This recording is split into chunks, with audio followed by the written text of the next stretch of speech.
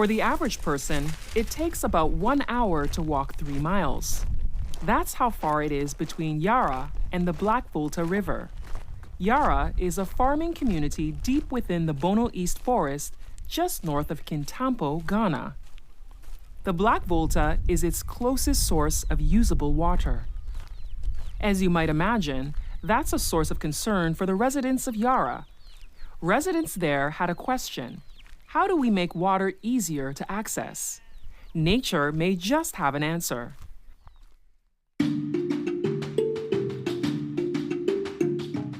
Welcome to Nature Answers, rural stories from a changing planet. We explore stories of how communities in rural sub-Saharan Africa are working with nature to adapt to a changing environment. I'm your host, Ivy Prosper. Today, we're visiting the Bono East region of Ghana, which is centrally located in the country, where one community looked for a solution to the water troubles. They found the answer in the trees.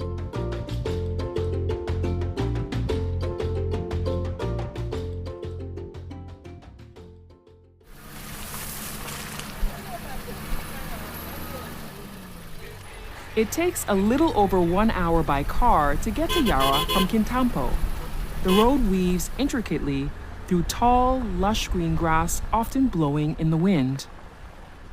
But beyond the grass is a patchy deep green forest with visible scars. You can see where the trees have been cut out of it.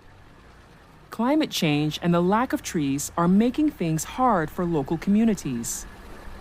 But the forest changes as you approach Yaara.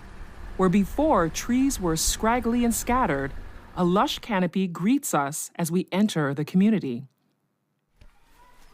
Despite the lush feel of the trees, water isn't super accessible in Yaara. Women in Yaara have to walk 3 miles every day to fetch water for their household. That's 3 miles there and 3 miles back. Aisha Gbinda is a longtime farmer in the community and is one of the women who have to fetch water on a regular basis. She says this is keeping women from earning an income. It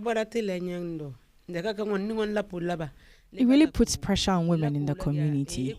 It takes away our productive time. As a woman in the community, you have to cook 3 times a day. You have to cook breakfast, lunch, supper.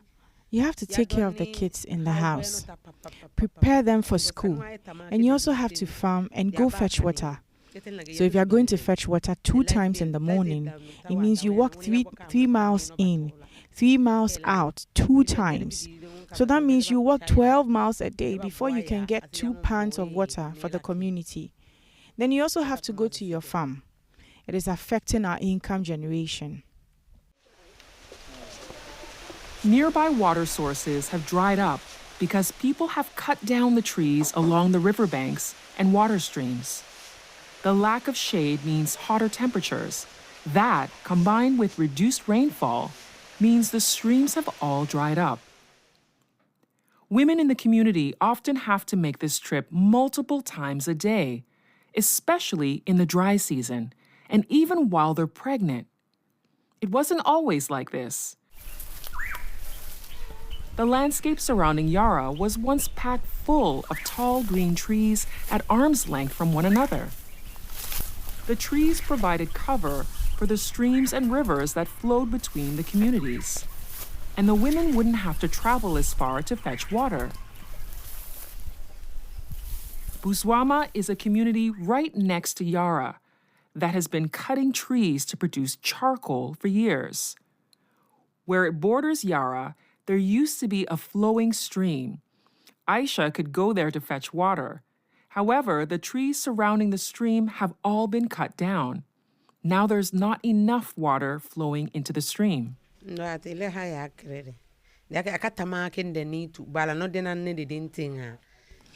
Water is everything. Water is life. When you go to the farm, you need water. A lot of time, when you have little or no access to water, it then means that you cannot work the amount of workload that you have to do in the farm. It means that you can't expand your farm. you're unable to plant a lot of crops, so you can't get much. So it's making us poorer and poorer and poorer all the time. For years, Yaara has suffered the consequences of climate change and deforestation in the area. But it's through no fault of their own. While every other community in the region cut trees and burned charcoal, Yaara turned to forest conservation. The community leadership implemented a law banning the felling of trees for charcoal production. A law, they say, is meant to help safeguard the environmental well-being of their community for future generations. Yaara is completely surrounded by communities producing charcoal.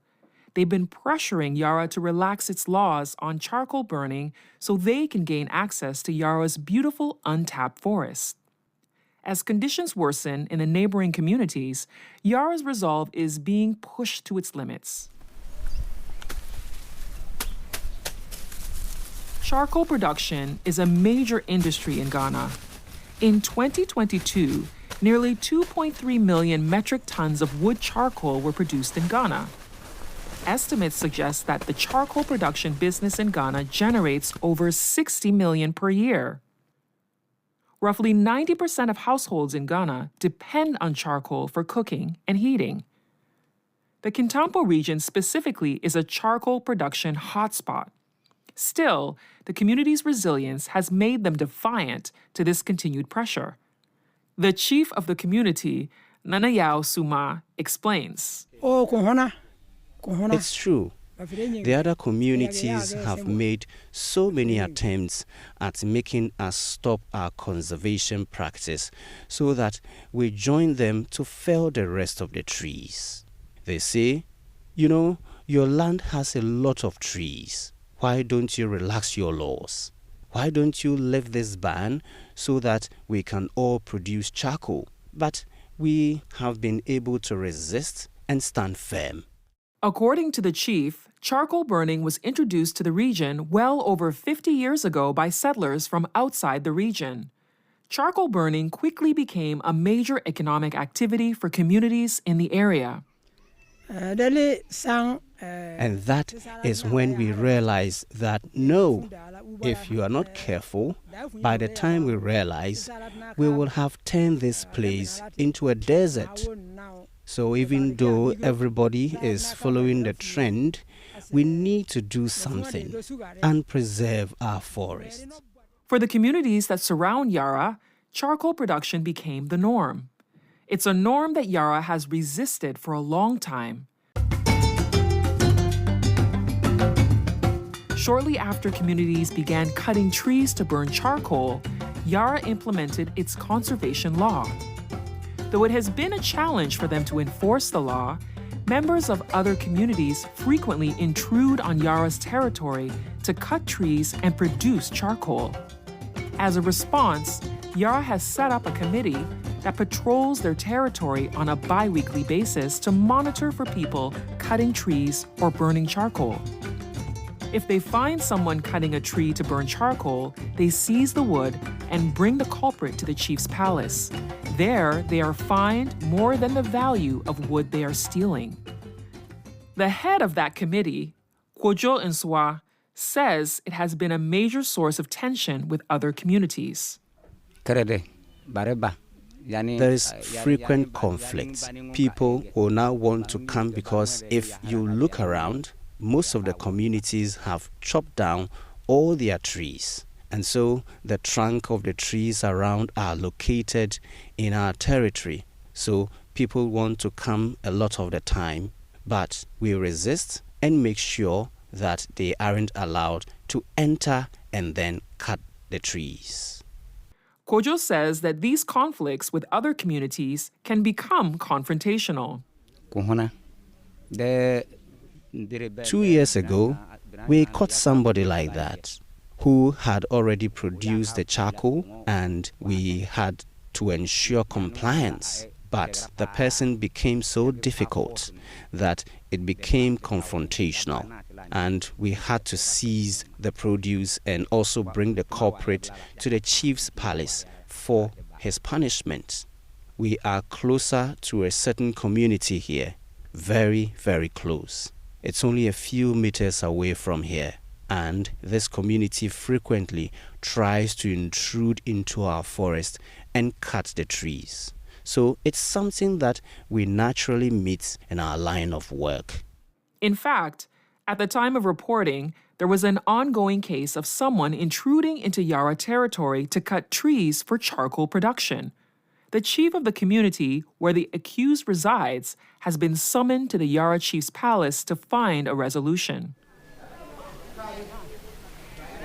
Despite the challenges with enforcement, Yaara residents hold dear the resilience of the previous generation.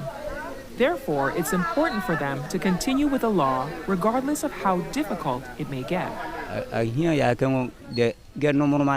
The practice is very important because we inherited it from our fathers. And so it's important that we don't lose it. As farmers, we are also enjoying the benefits. We have seen the benefit it gives to us as farmers, and it's important for us to make sure that we maintain it and keep it for the benefit of our prosperity.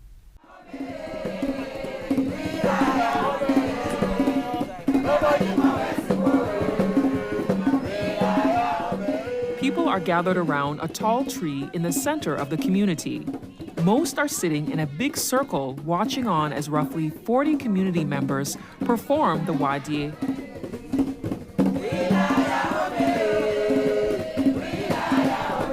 It's an indigenous dance passed down from generation to generation. Those singing and dancing are mostly women. They are swaying from side to side to the beat of music as they follow behind one another, circling three men playing the drums.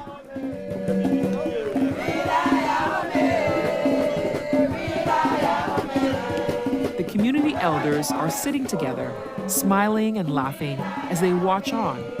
Children are running around, eager to join in on the dancing.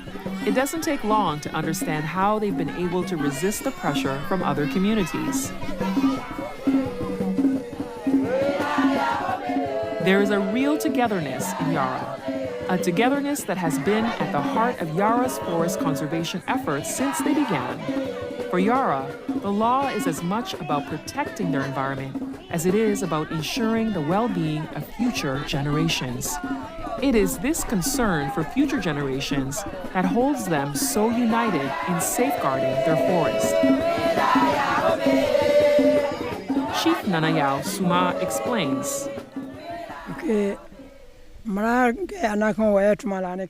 The motivation factor is that we have seen the benefits of conservation. And we also think about the unborn generations, that if we fell all the trees and in 20, 30, 50 years' time, our children, our grandchildren, how are they going to also benefit from the environment? Because the community is also united behind this law. Nobody will ever relax for you to influence us to lift the ban. So we have been able to stand firm because of the unity and the vision we have for our unborn generations. For Yaara, abandoning their commitment to forest conservation would mean leaving the environmental conditions for future generations in peril. While charcoal production can be lucrative, it also poses devastating consequences for the environment. In fact, charcoal production is one of the primary drivers of forest degradation in sub-Saharan Africa. Ghana loses roughly 2% of its forest each year as a result of charcoal production. The process involves cutting down trees and burning the logs in a poor oxygen environment. This produces the black charcoal chunks. These are then sold for cash along the roadside and in local markets. According to one local charcoal burner, 100 bags of charcoal would be worth around 5,000 Ghana cedis, which is about the equivalent of 500 Canadian dollars.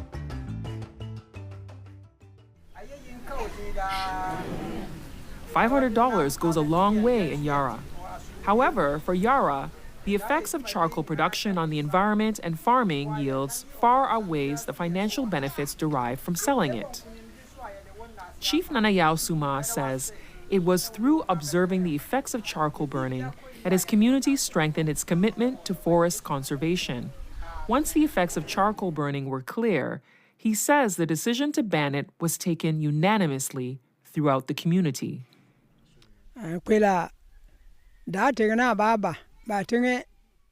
We began by comparing our community with the other communities that were felling trees for charcoal.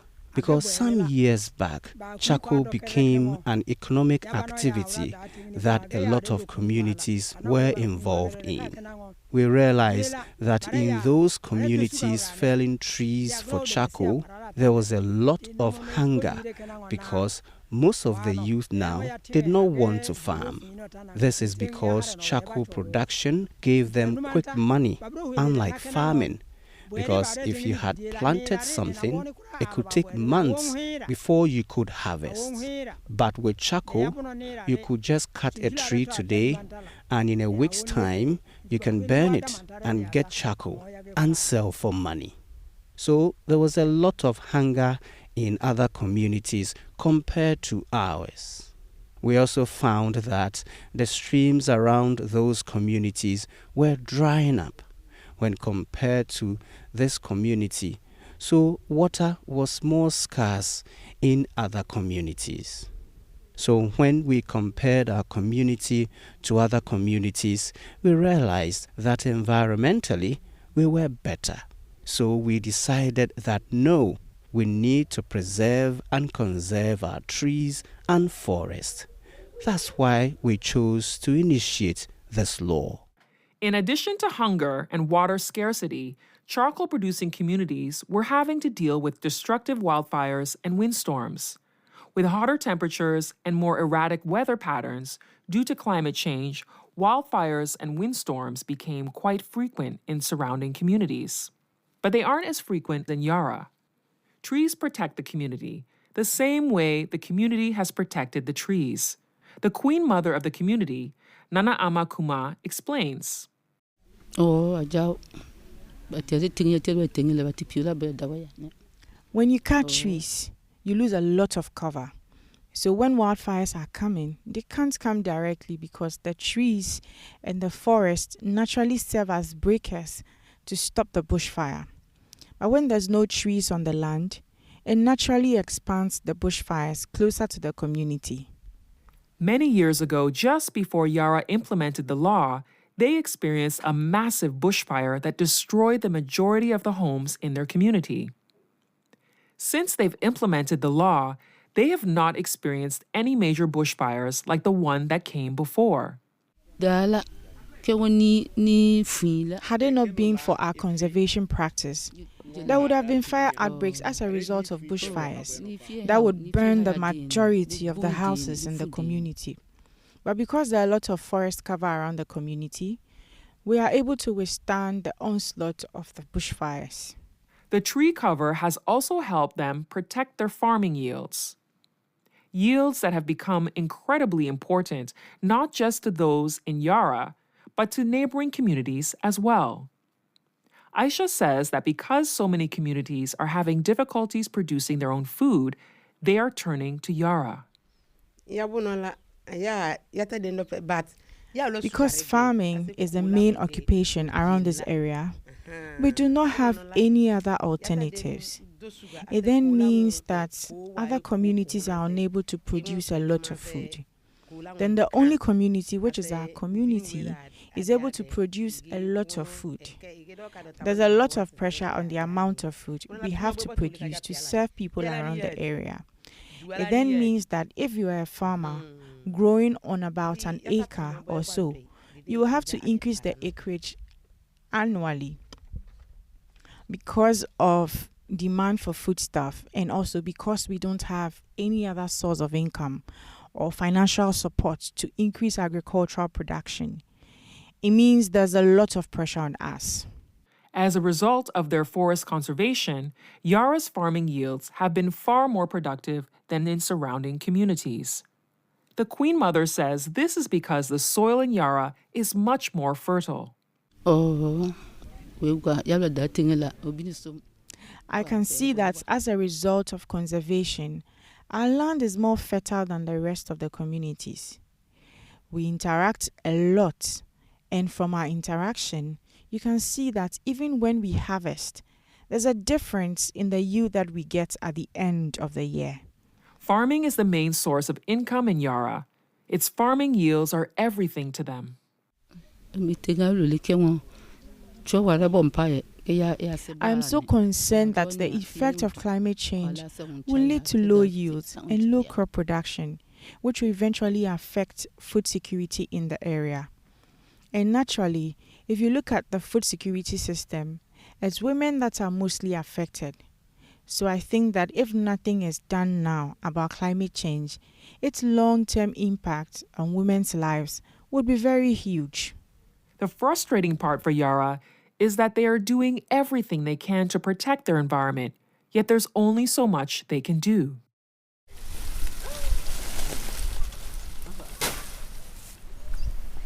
Jindi Peter is a charcoal burner from Botswana. His hands are covered in charcoal residue.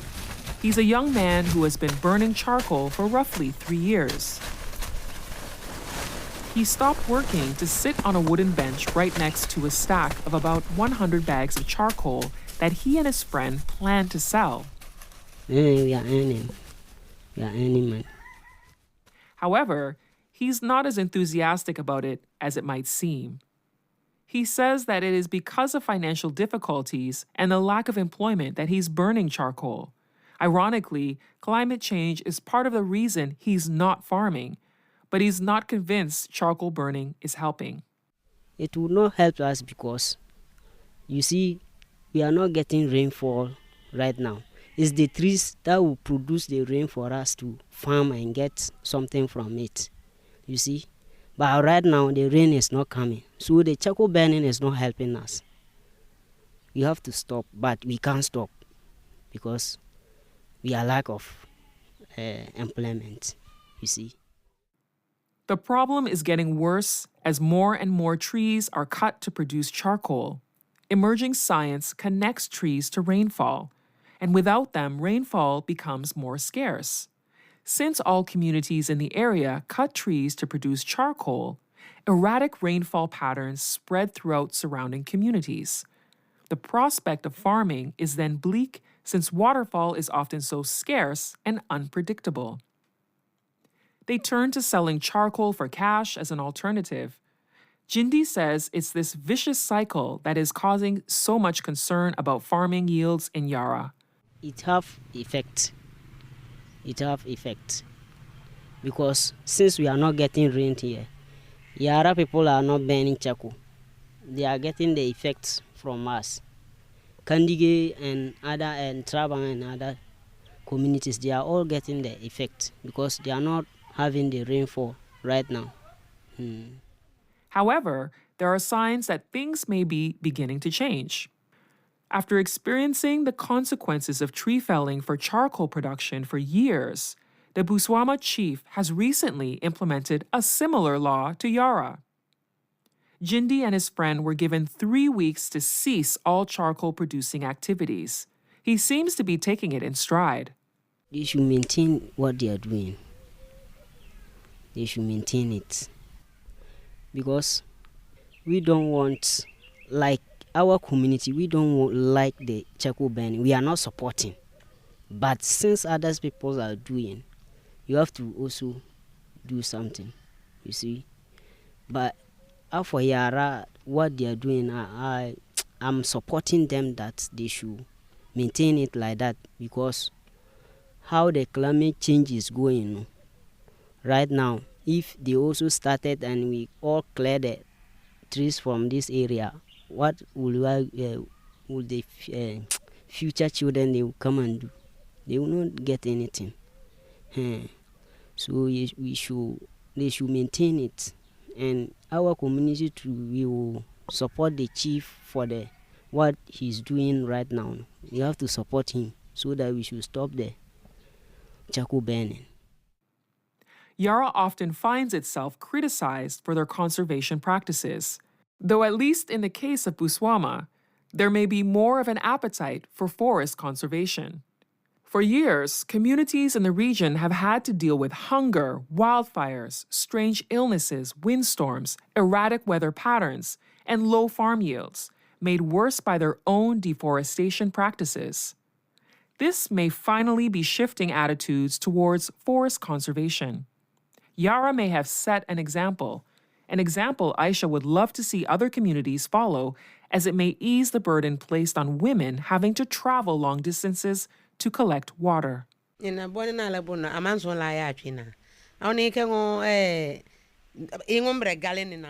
indeed. It will be very beneficial to all of us if other communities were implementing forest conservation. Because if you conserve the forest, the other streams and river bodies, other sources of water within the forest will not get dried up. And so there will be water for us year-round to fetch.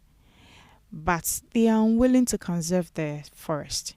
And that is what has led us to this situation.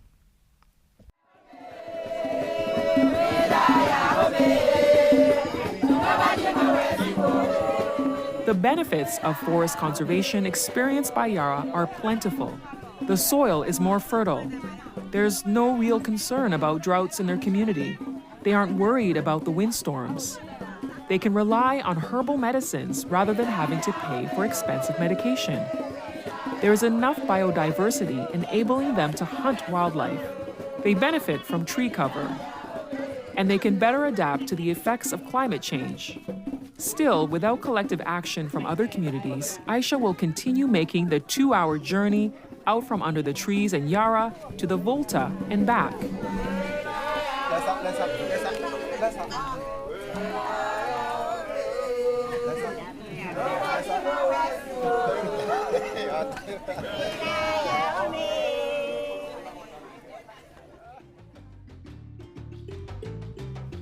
This is Nature Answers from Farm Radio International.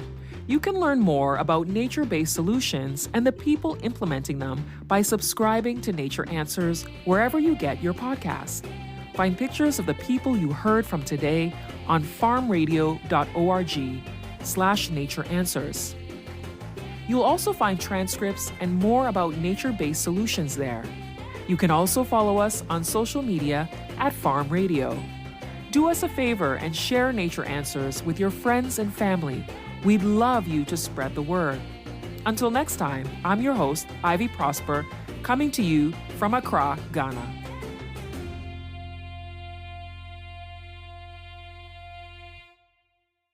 This episode was written and produced in Ghana by me, Justin Fiacconi, with support from staff from Farm Radio International's office in Accra, Ghana. Special thanks to my colleagues Jonah Grignon and Tamara Merritt for their recordings and support in the field. A special thank you to Rosamond Ohene and Bright Obeng for organizing our trips into the field and finding time for us to explore Ghana. Additional thanks to Isaac Minta and Rosita Atiso from Farm Radio International's Ghana office for their recorded translations.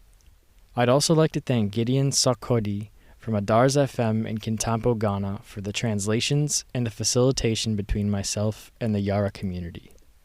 Lastly, I'd like to thank Benjamin Fiafor and Alex Akpabli from the Farm Radio International Ghana office for their tireless support throughout our time in Ghana.